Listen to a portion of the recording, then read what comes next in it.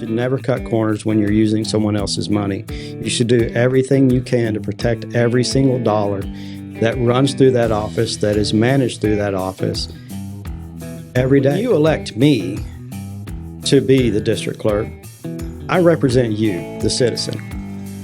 I'm not there representing me. I'm there because you chose me to represent you and to protect your rights, protect your records. If you spend months and months out there advertising what you want to do and you're promising to protect them, why would you let them down? That's non-negotiable. Ultimately, it's to save tax dollars. And, you know, property tax has been a hot topic for a long time. And also those steps are there to protect you so that you don't do something that's going to land you in hot water. I really believe that any elected office is a business, and it should be run like a business. We'll be there for you with nothing but total respect for every single citizen that comes into our office. I'm a firm believer that everyone should be protected all the way through. We run off of a little over $1.5 million just for employees. How the attorneys operate, the judges, each court operates differently.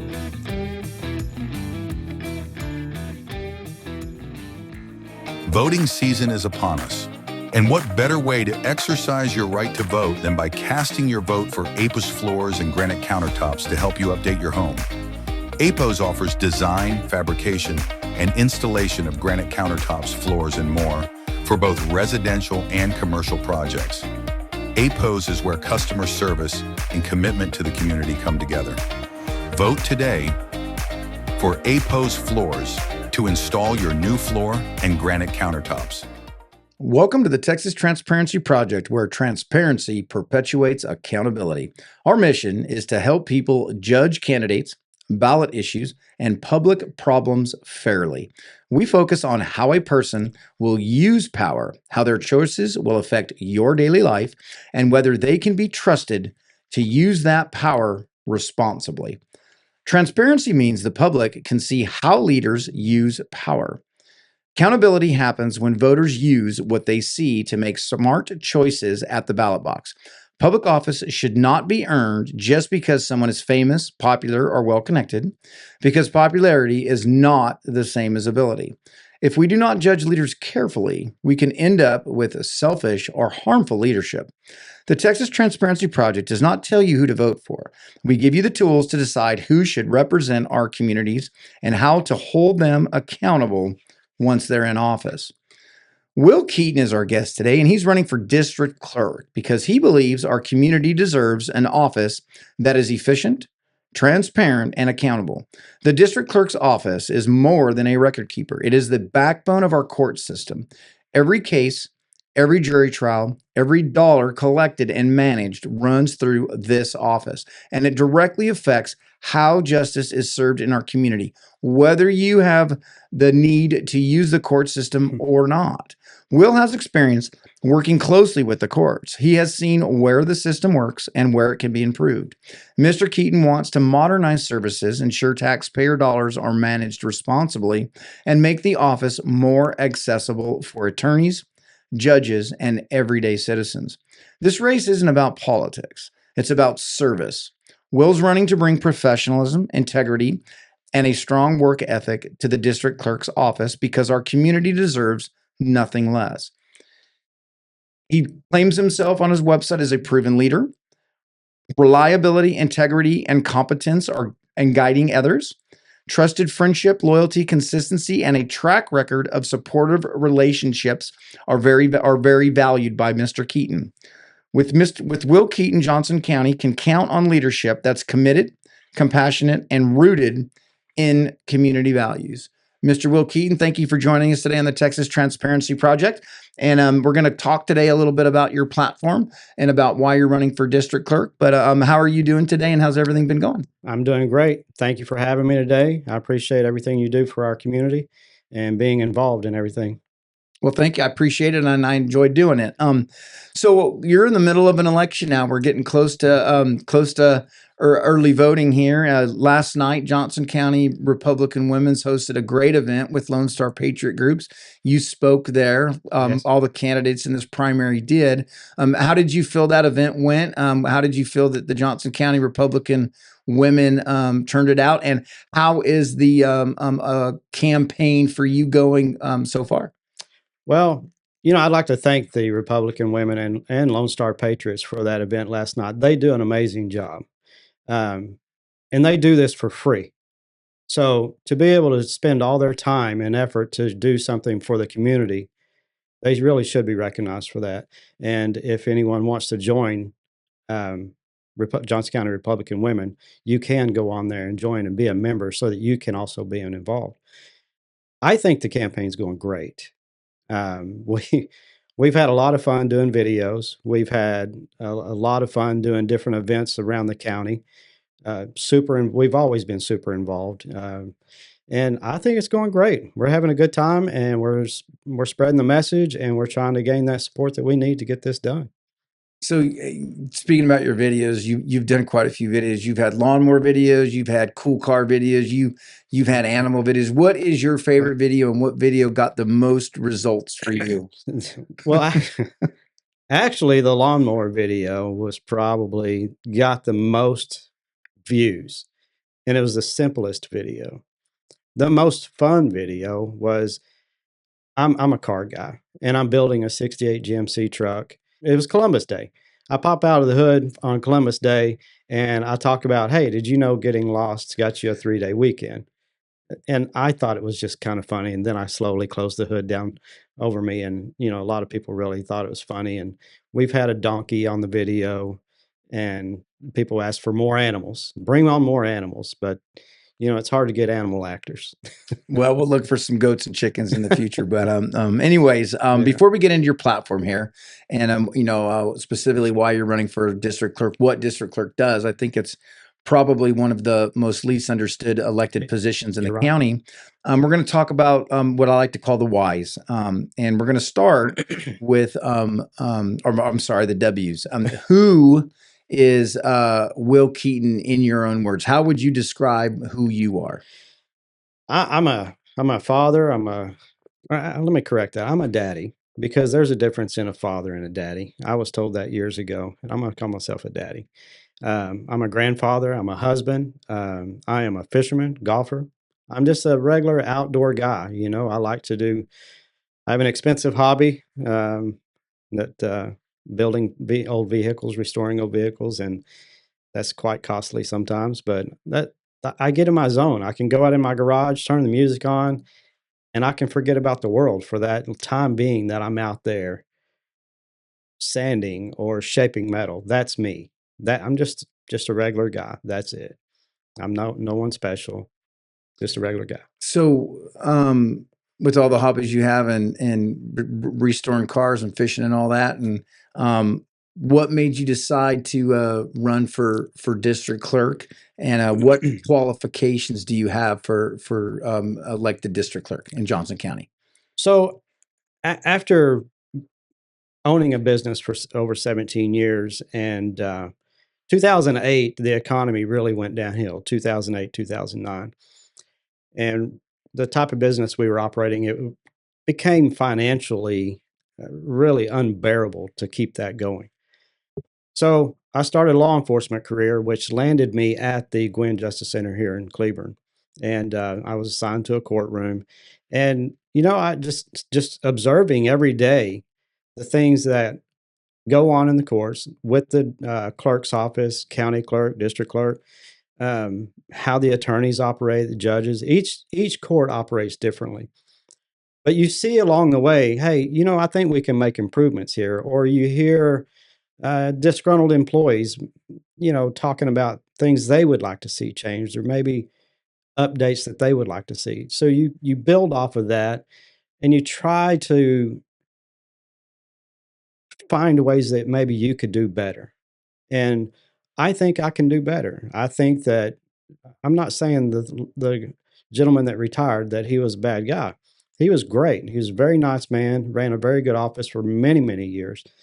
but I see where I want to make improvements. There's new things coming up, new technology, and I'm going down the road with that. Right on. And I think I'm involved with politics across the board and local politics, and one of the biggest questions I get asked is district clerk. Elected position, kind of why, and we're going to get into some of that here in a minute. But since it is an elected office, and you are asking for people to for people's trust in regards to that. And if you are elected, what values for you are non-negotiable, and what will be your guiding light and how you guide the district clerk's office? Okay. Well, I'm gonna touch on something that you mentioned about why the district clerk's office is an elected position. And I had someone ask me that a long time ago, and I really didn't have the answer. So I had to study on that. And basically, instead of it being an appointed administrative position, it's elected so that you, the taxpayers, can hold that district clerk accountable to your tax dollars. That's why it's an elected position, so that you can make that change. You can make that choice. That's what it is.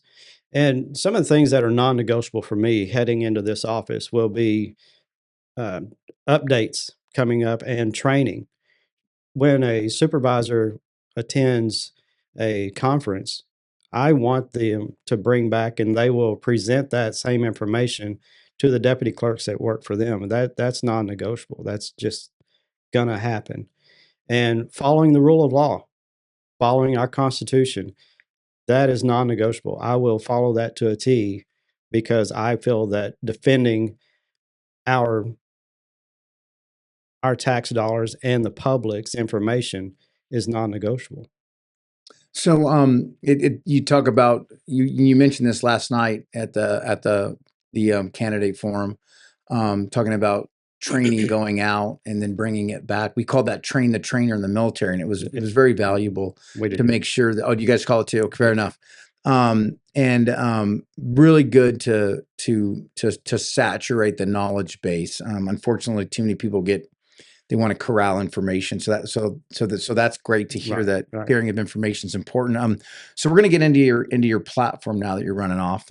And one of the biggest things before we get into the specifics of it, we're going to talk about understanding this job. And here again, it's probably one of the least understood jobs, I think, out there. Everybody Absolutely. understands what a district attorney does, a sheriff, right?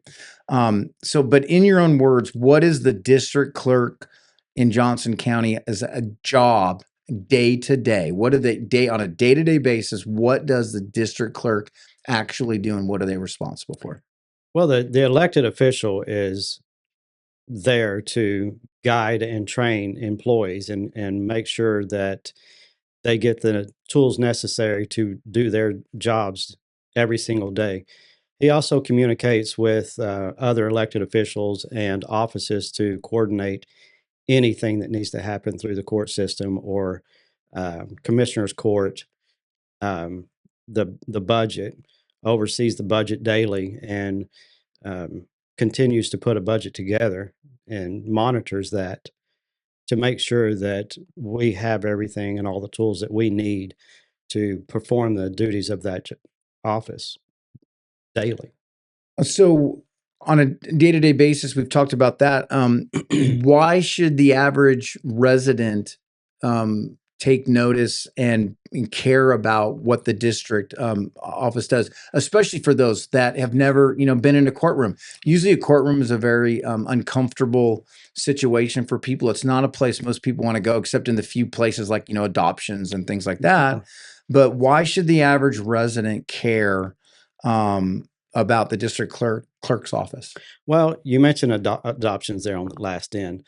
That's probably the most pleasant reason they get to come to our courts. And outside of that, unless you're going through a divorce or have some sort of lawsuit, felony charges, you may never ever step in there unless you're lucky enough to be called in for jury duty. And that's your civic duty. And you should be proud to take part in that, because you get to see what happens in our system. firsthand without it being something against you. You know, most people have never stepped foot into a courtroom.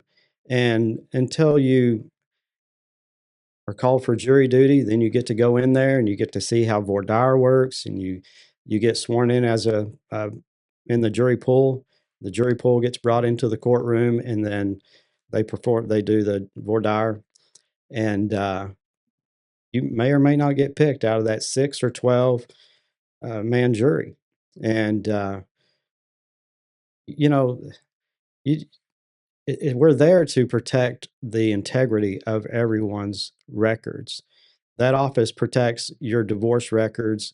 It protects your criminal record. If you happen to have it expunged, that's protected. It's not, that won't be open to the public. It protects your property records. You know, your tax records run through there. So um, that's what that office is there for, to protect you, the citizen. Well, and everybody knows, and I mean, probably one of the biggest things people talk about in Johnson County is the growth coming to Johnson County, kind of the modernization of Johnson County. And with that comes a technological piece. We're kind of coming out of a lot of Johnson County still feels like it's kind of in a century past. So talking about technology and modernization, what role does technology play in the district clerk's office? During 2 years ago, the district attorney's race, there was a lot of talk about basic technology stuff Right. in the court systems and how court papers were managed and things like that. So what role does technology play in that office, and how is that important, and what is your vision moving forward to modernize technologically speaking that office? So the biggest thing that we're talking about right now is trying to go paperless. This was discussed years ago about trying to go paperless, and we're actually trying to hit that pretty hard now. On our mental health hearings, we're actually doing that paperless, and that's kind of the first step of getting that going. Um, the other technology that is coming is there's going to be in 2027, the jury services are probably going to be working off of an app system to where you can check in on an app, and it'll save time of you having to come into court.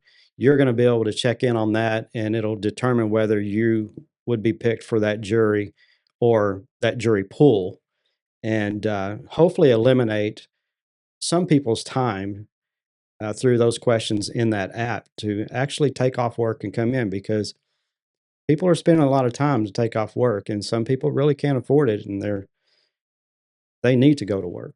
So if we can have that app, it's going to be great. And that's coming.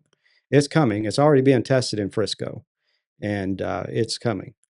So out of the technological upgrades, some things are coming, some's not. If you are elected, is there anything that you would like to see brought to the table that's not already in the process of being coming, that's already in the process of development regarding tech, whether it's the office itself, whether it's the jury pool, the app? Is there any other type of upgrades, modernization wise, technologically speaking, that do you have a vision for anything like that? Is there any other type of stuff like that you would want to see, so to speak? Being an elected official, I'm sure that you're going to, and we're going to talk a little bit about the financial piece here in a few, but you're going to have a say in some of that budget process, and when you go to the commissioner's court and ask for that budget, what would you like to see as far as modernization, so to speak? Well, I'm excited to see if we can make this paperless thing work, because ultimately it's to save tax dollars. And property tax has been a hot topic for a long time, and if we can start cutting back on those things and save money there through the technology that we have available. We have the technology there. It can be done, but getting it to work through the court system, because we have been so dependent, and we still are dependent on paper. When you do a docket sheet for a criminal court, there's a docket sheet that the clerk fills out and uh, puts down on that docket. It's hard to explain what the docket sheet is to somebody that's never been in court, but basically she takes notes of who is in attendance, who, if the defendant is there with their attorney or the attorney's there, if there was a plea, depending on what happens with that court hearing, she puts all of that information on that docket sheet. So, not sure what we're going to do with that yet, but we are moving forward to go paperless. And I'm excited about that. I think it's going to be a good move and it'll be a money saver. And ultimately, that's what all of us need to do in office. All of us need to save money for sure. So the question of the day, going paperless, how many reams of paper annually will the district clerk's office save? No, I'm just kidding. We might save, $10,000, $5,000, right? $5,000 or $6,000 on paper. I can't imagine how I can't much. imagine. I mean, it's goes gonna. through the courses. There's still gonna be paper. We will never ever be totally Sure. paperless, because you might want to print out a docket for that day or something like that, so that you have a call sheet for the bailiff to step out and call names. I don't think we'll ever be completely paperless unless each bailiff or someone like that has a tablet and they can see. And we may do that. That's not a bad idea, but that's another expense that the taxpayers have to cover if you have to get tablets for each of these employees to view different documents on there on the move. So those are things that we have to think about moving forward with this whole paperless thing and with improving technology. But I'm sure there's some ideas coming. Well, and speaking of technology, and you brought it up about, you have to factor in the cost of stuff when you do it. We're going to get into financial stewardship. Here in Johnson County, property tax is a big thing. Absolutely. Taxation is a big thing. You just cannot run from that topic no matter what. So district clerk, obviously it's, funded by taxpayer dollars. If elected, you're going to be overseeing, that office. Walk us through what the district clerk's, budget looks like and exactly, where tax dollars are going and how they kind of distribute that. And we're not looking for, specific, down to the cent how stuff is doing, but how is that budget proportioned? Where does that money go other than just holding on to records, which I think most people might think it's just that kind of simple. Right. So it's public record. You can go on to the county website and you can see our breakdown of the budget. We run off of a little over $1.5 million just for employees. And then on top of that, you have your jury services, which is roughly budgeted about $225,000 right now. And hopefully that changes if that new technology comes out in 2027. Maybe we can cut that budget down too. The budget, you have a paper budget, you have stamps, mailers, you have just on mailing, postage. I mean, we're looking at I think it's right under $6,000 a year that's budgeted for postage alone. So hopefully there's going to be new ways to do that. And it's quite an extensive budget without going through it line by line, but it's a lot of money to run the district clerk's office. Well, and I think here again, it's one of those offices that a lot of people don't think about. What kind of safeguards are in place? What kind of auditing things are in place for that office? Is it something that needs to be looked at closer? And we're not asking, if there's any problems with it. Not so to speak in that, but the bottom line is here again. I am asked all the time about district clerk. What's that? Yeah. So, we're going to ask some questions like that. So, So tell us about how the taxpayer dollar is protected inside of that, so to speak. Well, going through the district clerk's office, it's kind of an internal office. So the tax dollars are really not at risk per se for wasteful spending or something like that, because once that budget's approved through the commissioner's court, you're held to that budget. So there's not a lot of wasteful spending and, frivolous things going out. We're there to protect the public. And when it comes to protecting the public, there's certain things that we can give, and, advice. We can't give advice. We're not attorneys. We can't give you any sort of legal advice and that protects you as the client. We're not trying to be mean or disrespectful, but we can't give you legal advice and guide you down a path that's going to cause you more money and cost you a lot of headache. So people need to understand they do get aggravated whenever sometimes a deputy clerk tells them, I can't tell you what to do. I can tell you to go to texaslawhelp.org. And if you go on to texaslawhelp.org, you can find a lot of the forms and file these cases yourself through the district clerk's office without an attorney. It is always advisable to get an attorney, though, to protect your own rights and to ensure that everything's done properly. It's like the doctor. You go get an X-ray, and there's a massive fracture, and the X-ray tech is not allowed to say you have a broken bone. It sounds as it's very similar to that. It is similar to that because you have steps that we have to follow to protect the information within the office.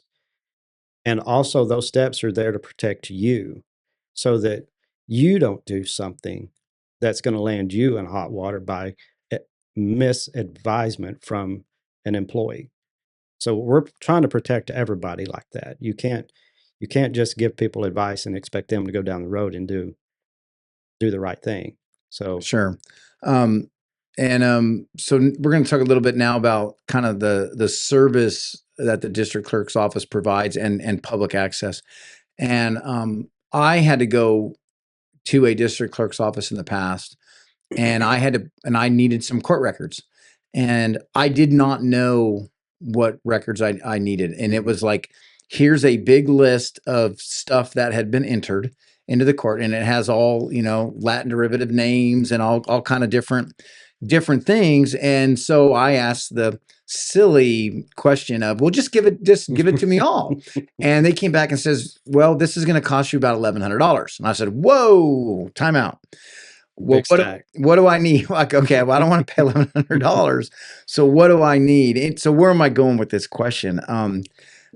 Is there? I think maybe what you're going for is there's certain things that are available to the public to be able to have access to. And there's certain things that you can't have access to because of the person's rights. But you have to be able to say what you're looking for. If you have a divorce record that, for example, that you want to see your own divorce or your ex copy of the divorce papers, you have to be able to tell us what it is that you want, the pages or the docket number. Each case has a docket number. So if you can give us that docket number and we can look up that case file, then we can try to narrow it down for you then rather than selling you 1,100 pages of documents. It can get costly, but it's there. That charge is there because we can't just give you something because the taxpayers paid for that document. They paid for that paper, so I can't give it to you for free. No, yeah, it makes sense. I understand that, but boy, it was hard to understand. And we're gonna, and we've had this interview scheduled for a while now, and I had this question on here, and it was one of the questions asked last night. I'm not going to ask it near as eloquently as some of the, judges and lawyers that are part of the Republican Party last night, but a lot of people are self-representing themselves now. What improvements and how can the district clerk kind of get into, if I wanted to represent myself, which is my right, but obviously there's a capability thing. And here again, it's not district clerk's office to teach me, up to a law degree, but what kind of improvements might be able to be made for those individuals that want to represent themselves to the clerk's office? To be completely honest, representing yourself is a risk. You have that right. You can represent yourself. No attorney necessary. But you're taking on risks when you do that because the chances of you knowing the law that is there to protect you as a defendant or a divorcee, whatever the case may be, if you don't know exactly what to do, then you could land yourself in some hot water. And it's always best to get, at least talk to an attorney. We've had people that want to represent themselves in a divorce, and the divorce may be simple. They don't own any property. They don't own anything. The cars they drive, that's all they have.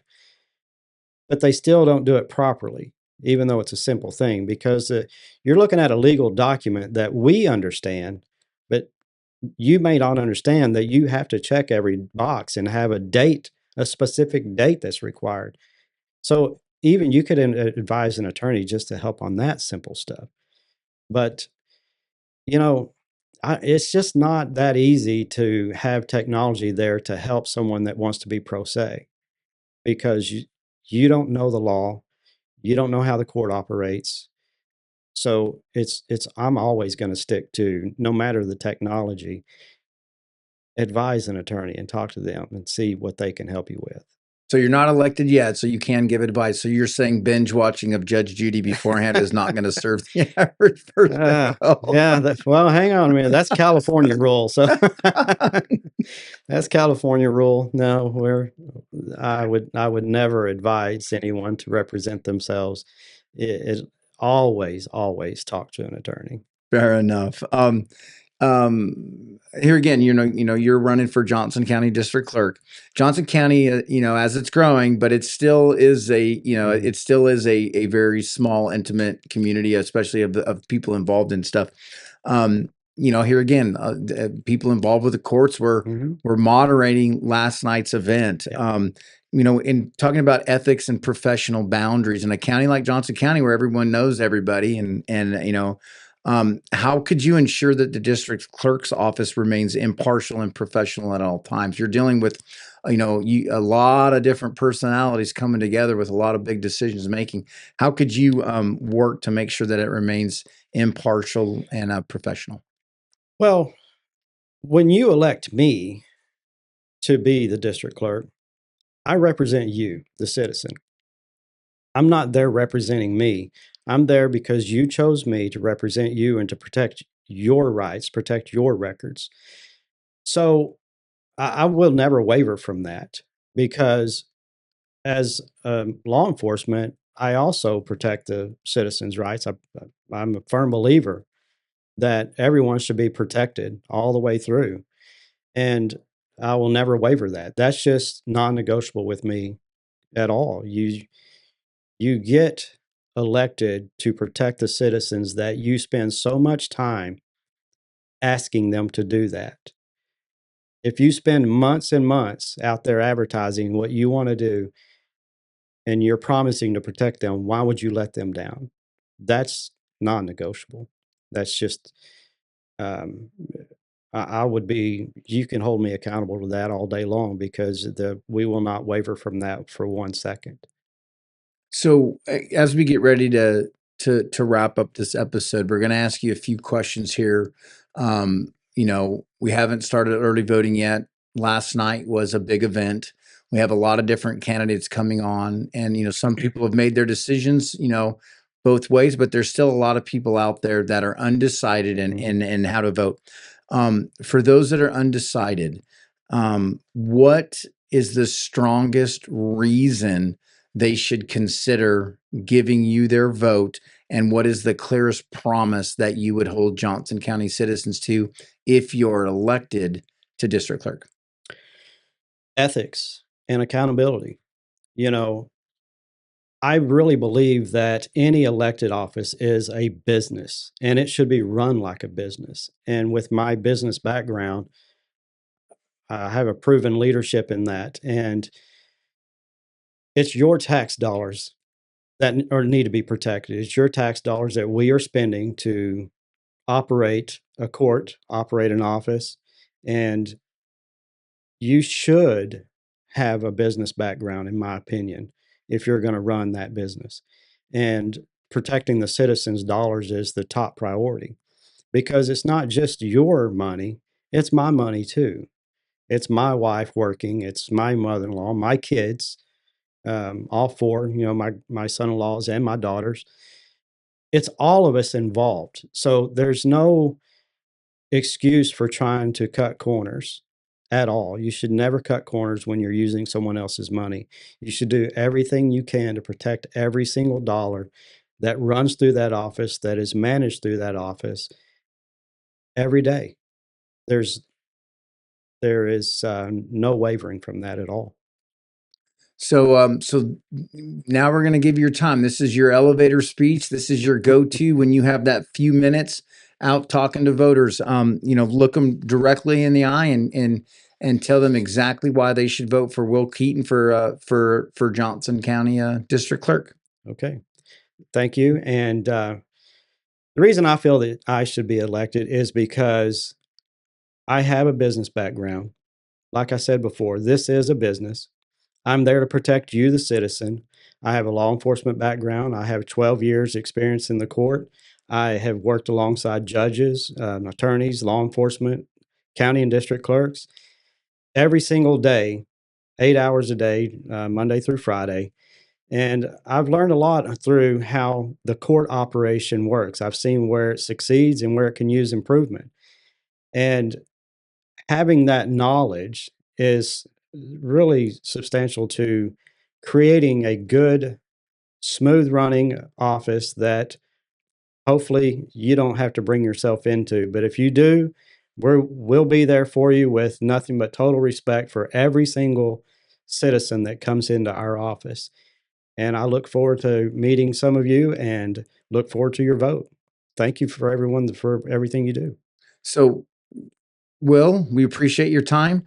Where can people go to learn more about you? What's your website? What's your Facebook page? How can people learn more about you? And if they have questions, how can they get in touch with you? So the website is Will Keeton for District Clerk. And I'm also on Facebook, Will Keeton for District Clerk. Find my Facebook page. Go back several months and look at all of our videos that we've done. Some of them are very funny. We are now getting into more serious videos because it's time to show that we have a serious side. This is a very important office. A lot of people depend on us. Constables depend on us making contact almost daily. Attorneys depend on us. This is very serious. We had our fun doing these videos. They were great. Check them out. We had a forum on January 15th for Liberty and Justice. Go on there. Watch that. Watch our speeches. And we had the forum last night with Johnson County Republican Women and Lone Star Patriots. Go on there. Watch that. Make your decisions. Make the right choice. Hopefully you pick me.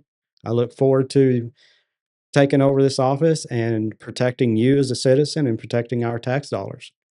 Awesome, Mr. Keeton. Well, we appreciate you very much for coming on. We wish you the best of luck during the remainder of the campaign. We got early voting starting up here on the 17th, I believe. March 3rd is election day, and we'll have a new district clerk since the old one is decided to move on. Yes, we actually right now we have an interim district clerk. David Lloyd was our district clerk for 26 years. He was amazing. He done a great job for everybody. He ran a very well operated office. He was ready to retire, and we have Dean Sullivan in there now. He's doing an amazing job picking up, and he'll leave that in good, steady hands when he gets ready to leave. You know, the other thing I want to touch on is it's very important to all of you watching this video. You have to get out there and vote.